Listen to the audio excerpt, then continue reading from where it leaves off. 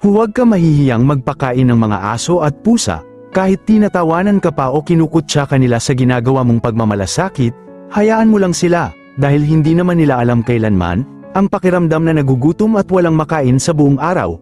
Ipagmalaki mo ang pagmamahal mo sa mga hayop, dahil ginto at mabuti ang puso mo, hindi ka bato at walang pakiramdam, hindi ka katulad ng mga tao na pwede naman silang pakainin, pero mas pinili na manahimik at hindi ito gawin.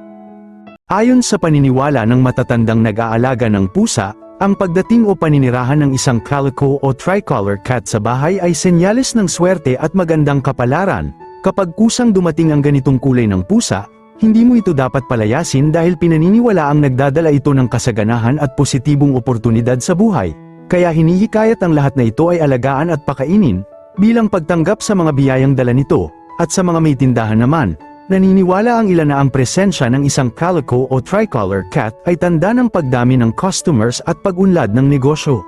Alam ba ninyo na ang mga babaeng ginger cats ay napakabihira din katulad ng mga pusang calico? Sa bawat 100 ginger cats, tinatayang 20 lamang dito o mas kaunti pa ang mga babae.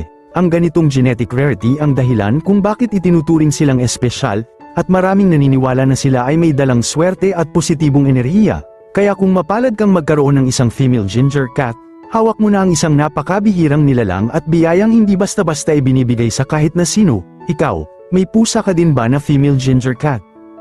Huwag mong papaalisin ang pusa na natutulog sa tabi mo. Sa tingin mo parang tinatamad at inaantok lang sila.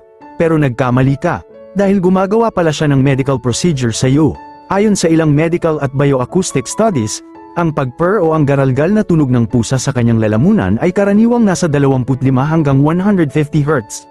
Ang frequency na ito ay proven na kapareho ng mga vibration na ginagamit sa ilang medical at orthopedic studies upang makatulong sa pagpapabilis ng bone healing, bone density repair, at pag-aayos ng ilang soft tissues, lalo na kapag ikaw ay may sakit o kaya ay nagpapagaling. Kaya kapag nakita mo ang pusa mong natutulog sa tabi mo, huwag mo siyang basta gigisingin dahil hindi siya basta natutulog lamang, kundi ginagamot ka ng pusa mo.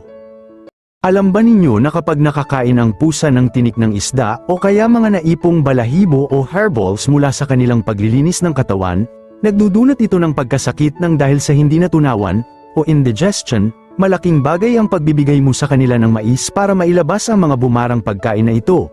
At ang mga hindi natutunaw na bagay galing sa tiyan ng pusa, sa pamamagitan ng pagsusuka, na ilalabas nila ang lahat ng mga bagay na ito kasama na doon ang kinain nilang mga butil ng mais. Nakakatulong din ang pagkain ng mais sa panunaw o good digestion sa tiyan ng mga pusa, dahil nagtataglay ito ng fiber. Ikaw, pinapakain mo rin ba ng mais ang mga pusa mo?